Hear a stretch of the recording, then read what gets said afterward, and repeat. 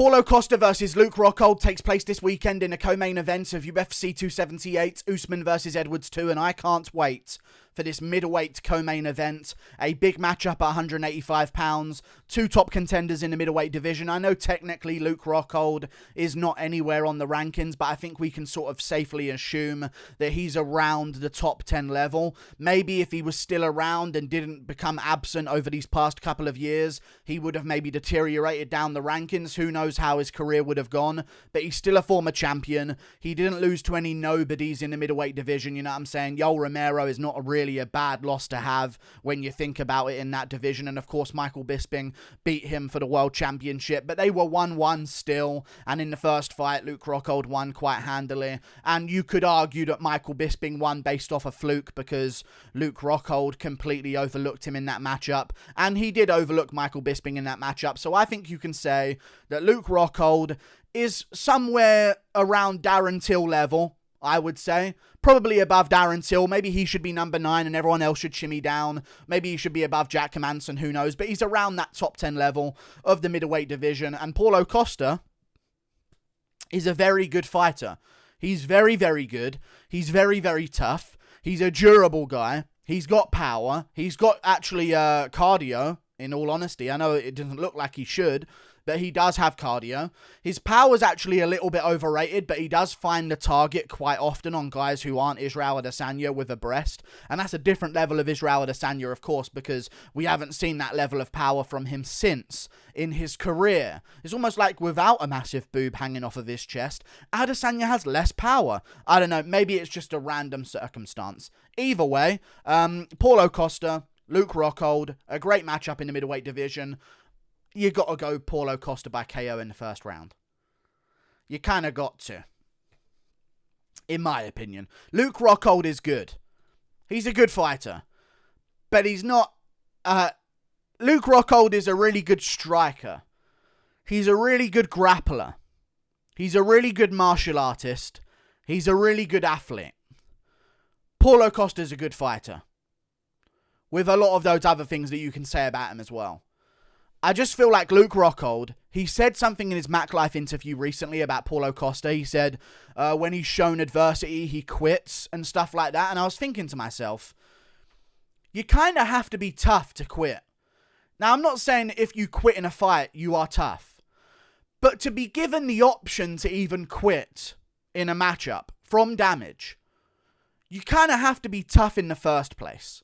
So for Luke Rockhold to be calling out Paulo Costa saying he's some kind of quitter, which I don't even know where that's... Luke Rockhold says a lot of stuff. I don't even know where that's coming from. I don't know why he thinks Paulo Costa's a quitter in any way. Like, he got beaten up by Israel Adesanya with one boob. And he got, like, unimaginable power attacked with him. Like, Adesanya can land head kicks and flush uppercuts and clean shots on the chin of other opponents since then, and nothing really happens. But heaven forbid one of his knuckles glances off the side of the head of Paulo Costa, and it's all over. But, like, he didn't quit in that matchup. Like, maybe he was talking about quitting on a weight cut and quitting on his career, maybe, but you have to be somewhat tough to even be given the option of quitting, because the only time people would really quit is if they're taking a beating and they don't want to take it anymore. And to take a beating, you have to be tough. Luke Rockhold can't take a beating.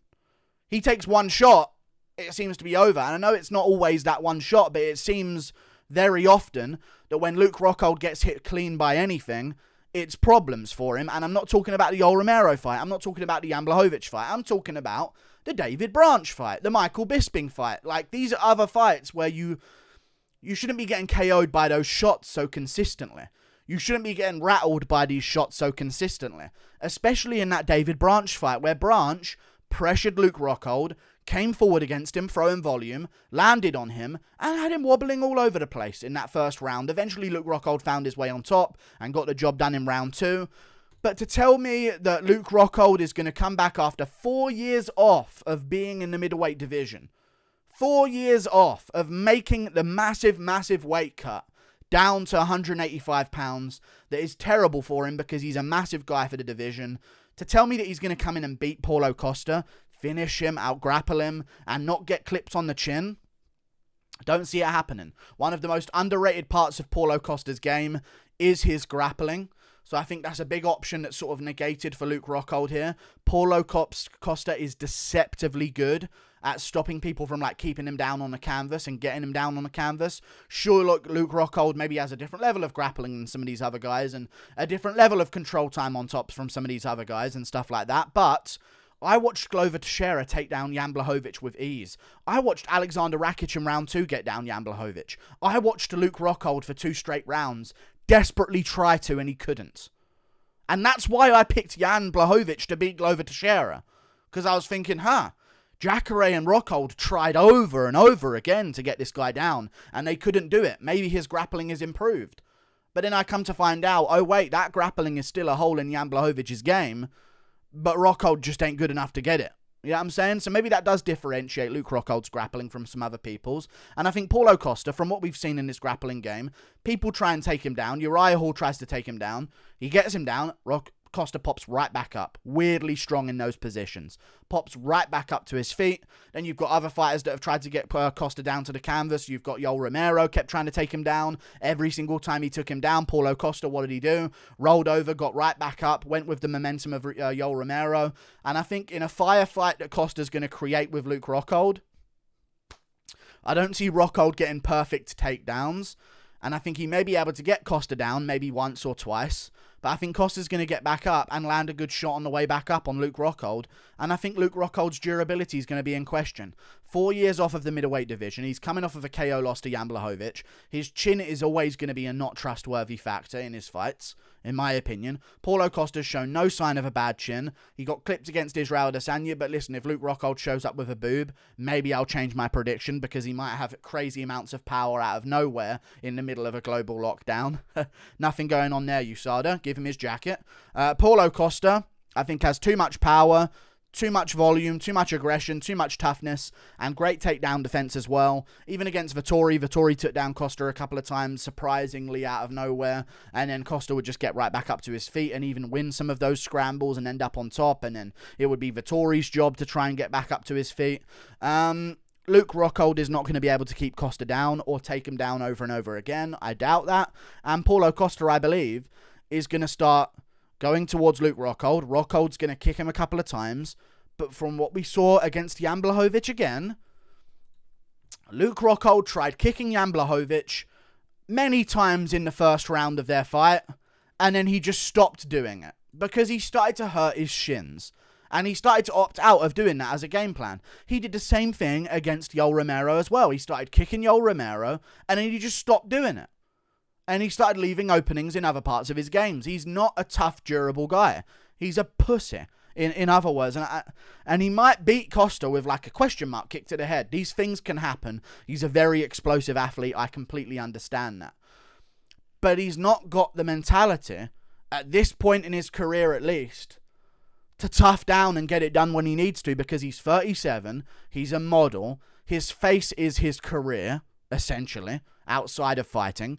And I feel as though, even he said this in his interview as well, I don't need this, I want this. Paulo Costa, I would imagine, don't have much money left in his bank. He needs this. And that's where there's going to be some differences that they have. And I feel as though eventually in the first round, Luke Rockhold might get Paulo Costa down a couple of times. Costa's going to get back up a couple of times. Rockhold's going to try and take the back, and Costa will sort of stay firm against the cage and stop him from doing it and shake him off, and a couple of shots will be landed back and forth, and Rockhold will keep throwing front kicks, and Costa will sort of parry some away, get hit by some of them, and then Costa will throw a leg kick, and Rockhold will throw a leg kick, and Costa will reply with a body kick, and a couple of shots will land back and forth. Maybe Rockhold stings his head back with a couple of jabs, but eventually I think the pressure from Paulo Costa is going to kick him. And I think eventually Luke Rockhold is going to be forced to start kicking on the back foot. And I think when he starts kicking on the back foot and he starts backing up, trying to create some distance, trying to keep his range with Paulo Costa, he's going to start kicking backwards, and I think he's going to start leaving some openings. And I think Paulo Costa's going to catch Luke Rockhold while Rockhold's going for a kick and crumple him in on himself with a left hook straight on the chin. I'm going to go Paulo Costa after a sloppy fight early on, keeps the pressure on Luke Rockhold and finishes him at the end of round 1. If Rockhold wins, fair play to him. He's an athlete. He's incredibly explosive. He could get it done. Is he going to get done what Yoel Romero couldn't with Yoel Romero's power? Highly doubt it. Is Luke Rockhold going to be able to take the shots that Paulo Costa gave Yoel Romero? I 100% doubt it. Let's not forget, regardless how you think about the decision in the fight between Yoel Romero and Paulo Costa, what happened first in Paulo Costa versus Yoel Romero? Romero was trying to kick from range and land shots from range. What happened first, regardless of what happened afterwards? Because first is what matters here. Because Rockhold ain't going to get back up if he gets knocked down, in my opinion. Paulo Costa marched down Yoel Romero in the biggest test of his career and knocked him down with a left hook to the jaw. Everything afterwards, it happened. Is there going to be an afterwards for Luke Rockhold? I highly doubt it. Especially if he gets clipped with that same shot. So I can see Luke Rockhold getting caught by Paulo Costa. Paulo Costa getting a KO. Will Rockhold maybe be able to conceive, believe, and achieve his way through this matchup? Maybe. I highly doubt it. And I think Paulo Costa's going to be a little bit too much. Plus, Rockhold looks in shape. He's always looked in shape. And in comparison to Paulo Costa, I would actually say that Luke Rockhold, although he still looks in shape, he's lost the tightness of his skin. Has anyone else noticed that in Luke Rockhold? He's lost the tightness in his skin. And it's a weird thing to even mention as fighters, but you go and you look at some pictures of Luke Rockhold, and I'm noticing like the tits are like, I'm not saying tits as in fat tits, like he's not a fat guy or anything like that, but like they're shaking around way more. The pecs are like shaking, and the stomach muscles, they're there, but they're shaking, and it seems a bit soft. You know what I'm saying? Whereas before, Luke Rockhold, skin tight muscles, popping. You know what I'm saying? At the weigh-ins as well. Even at his most drained, he'd be just popping, skin tight muscles. You know what I'm saying? No shaking around of his muscles whatsoever. But I feel like recently with Luke Rockhold, things are being a bit more soft on his body. And I think maybe some body shots could be the answer for Paulo Costa. We'll see how it goes. He just looks way older, man. I'm seeing it in his face more and more whenever he does these embedded episodes. I'm seeing the face of Luke Rockhold look like 10 years older than I remember it being in his last UFC fight. So I think age has got to him a bit. Maybe some explosivity's not going to be there. And I think if he goes blow for blow with Costa, he's going to lose. Simple as that. So Paulo Costa gets the job done. TKO at the end of the first round. And if he wins, I think they do him versus the winner of Whittaker versus Vettori. The winner of this one, regardless of who it is, should be facing the winner of Whittaker versus Vettori, just because it's a fresh matchup. If it's Paulo Costa versus Whittaker, that could be a good matchup. If it's Paulo Costa Vettori, hopefully not. I think Whittaker's going to beat Vettori. I think that's one of the locks of the year. Not in a Jared Van Deera way, but in like a legitimate way. I think that's probably like the most high-profile fight lock you can make. I think Whittaker does beat Vettori in a 3-rounder, 100%. So you could do Luke Rockhold versus Whittaker if Rockhold gets the upset here. Paulo Costa versus Whittaker was supposed to happen. It never happened. It's a fresh matchup. Make that fight happen, I guess. And then, of course, Luke Rockhold Whittaker was supposed to happen as well at UFC 221 in Australia before Yoel Romero stepped up and beat Luke Rockhold. Plus, Rockhold's coming off another KO loss. There's no way he's been in a gym like Costa has over these past however many years.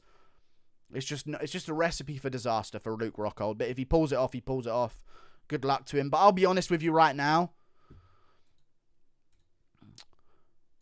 Dricus du Plessis probably chins Luke Rockhold on his comeback fight. I'm going to make some statements here about some middleweight contenders that we have. Joaquin Buckley might chin him in the first round. You know what I'm saying? Like, fair play, you could say, well, maybe these guys are going to eventually end up being better than Paulo Costa. But to jump right in there against this top contender, there's a lot of unranked guys that I can say with somewhat confidence would beat Luke Rockhold in a matchup. You know what I'm saying? Like, I wouldn't even mind Chris Curtis catching him on the chin with a hook. Yeah. But then we're looking at Paulo Costa, different beast, different level. So I'm going to be going with Paulo Costa. Like and subscribe. Thank you for watching. Toodle pip. I'll see you later. Goodbye.